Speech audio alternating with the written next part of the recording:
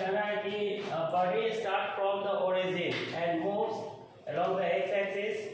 एक बॉडी जो है ओरिजिन से स्टार्ट करता है फिर moves along the x axis पे ये मूव कर रहा है।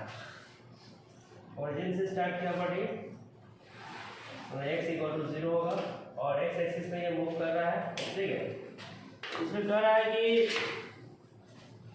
such that the velocity at any instant is given by velocity जो इसका है किसी भी टाइम पर v का वैल्यू जो है वो दिया हुआ है 4t cube minus 2t where t is in second and velocity in metre per second. Velocity metre per second में है, t आपका सेकंड में है, ठीक है ना।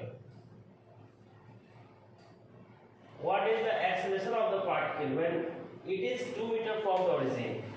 जब ये ओरिजिन से 2 मीटर की दूरी पर होगा, मान लेते हैं कि ये बॉडी यहाँ पर है, ठीक है ना, x इक्वल टू 2 मीटर है, यहाँ पे एक्सेलरेशन क्या होगा ये आपसे पूछ रहा है, ठीक है।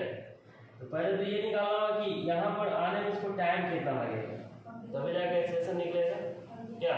तो वेलोसिटी इक्वल टू कितना दिया हुआ है 4t क्यूब माइनस 2t। तो इसको एक बार डिफरेंशिएट कर देंगे तो ये क्या दे देगा एक्सेलरेशन, है ना। बस इसको डिफरेंशिएट कीजिएगा एक बार, ये 4t क्यूब माइनस 2t है तो 4 को बाहर कर लीजिए, t cube by dt minus 2 into dt by dt है। तो ये जो वैल्यू होगा 4 into 3t square minus 2 into 1 कितना आ जाएगा, ये 12t स्क्वायर माइनस 2 हो जाएगा। ये निकल गया आपका क्या एक्सेलरेशन निकल गया आपका, ठीक है। अब एक्सेलरेशन का वैल्यू आ गया 12t स्क्वायर माइनस 2।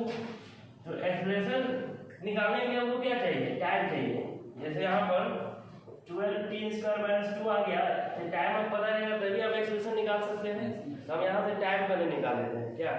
जैसे v इक्वल टू कितना है 4t क्यूब माइनस 2t है, तो v इक्वल टू लिख सकते हैं ds by dt 4t cube minus 2t, तो ds इक्वल टू हो जाएगा 4t क्यूब माइनस 2t, ठीक है ना, dt। अब इसको आप इंटीग्रेट कीजिए दोनों तरफ, s इक्वल टू कितना आ जाएगा 4t क्यूब dt माइनस 2 को बाहर कीजिएगा तो t स्क्वायर dt हो जाएगा, ठीक है ना। तो आपसे डिस्टेंस जो आपको दे रहा है, डिस्टेंस आपका 0 पर टाइम क्या है 0 है, डिस्टेंस जब आपका 2 है तो टाइम पता नहीं है क्या। डिस्टेंस आपका 2 मीटर है तो टाइम नहीं पता, तो टाइम को t मान लेते हैं क्या। तो इसे वैल्यू रखिएगा, ये वैल्यू आ जाएगा आपका 0 से 2, इधर आपका हो जाएगा 0 से t, ठीक है। 2 माइनस 0 इक्वल हो जाएगा 4 t के पावर 4 बाई 4 माइनस 2 t के पावर 3 बाई 3, है ना। और 0 से कितना लेना है t लेना है, तो ये जो वैल्यू आपका आएगा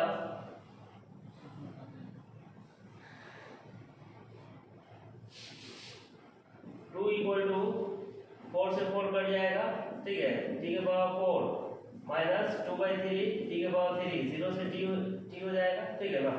अब यहाँ पे वैल्यू रखिए आप 2 t के power 4 minus 2 by 3 t cube और माइनस ये 0 हो जाएगा, ठीक है ना।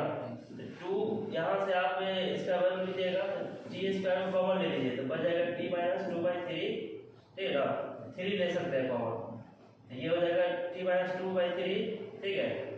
इसमें से आप जो है इसको सॉल्व कीजिएगा, ठीक है ना। यहाँ से t का जो वैल्यू आएगा, तो t का वैल्यू माने जो भी आ गया, t का वैल्यू मान लेते हैं कि 1 सेकेंड आ गया है 2 सेकेंड आ गया, तो उस t पर हमको क्या निकालना पड़ेगा एक्सेलरेशन निकालना पड़ेगा, ठीक है। तो एक्सेलरेशन निकालिएगा तो अच्छा रहेगा। यहाँ t के पावर 4 है ना आपका, तो t के पावर 4 माइनस t स्क्वायर 2 को इधर नहीं तो 0 हो जाएगा। यहाँ पर इसको क्वाड्रेटिक फॉर्म में तोड़िएगा तो ये t के power 4 minus 2t square plus t square minus 2 equal to 0। यहाँ से t के पावर 2 को कॉमन ले लीजिए, t स्क्वायर माइनस 2 हो जाएगा क्या, और इधर से 1 ले लीजिएगा तो t square minus 2 equal to 0 होगा क्या। तो t स्क्वायर प्लस 1 और t square minus 2 equal to 0 होगा।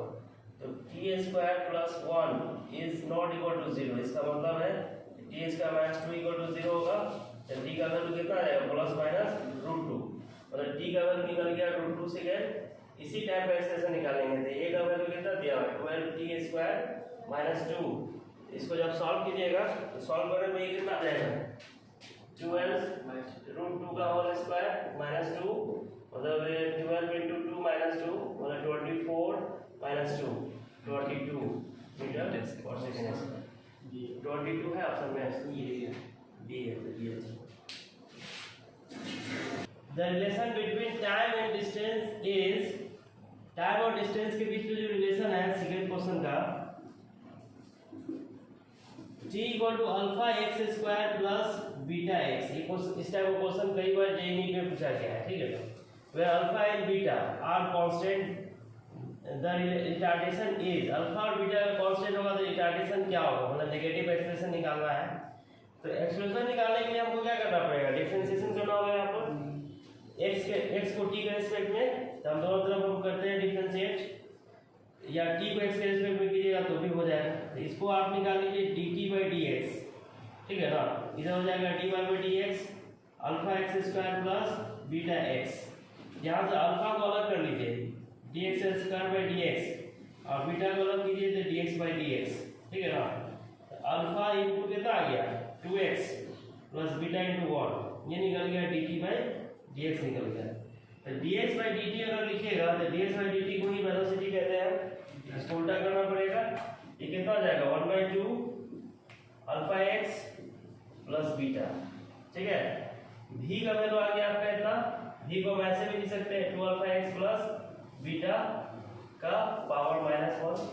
अब वेलोसिटी को एक बार और डिफरेंशिएट कीजिएगा तो क्या दे देगा, एक्सेलरेशन दे देगा, ठीक है ना।